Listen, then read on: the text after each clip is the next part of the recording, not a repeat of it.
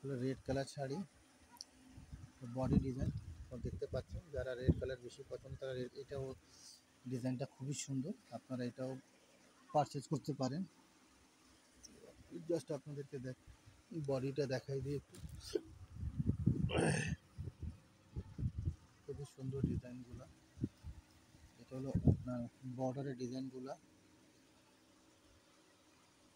Border ডিজাইনটা খুবই ইটানো কাজ, শাড়িগুলো খুবই সফট হবে। এটা হলো আঁচলের অংশ, আঁচলে পোলকা দেওয়া আছে দেখতে পাচ্ছেন। নিচে অংশ দুইটা পোলকা, মাঝখানে একটা ডিজাইন করা হয়েছে।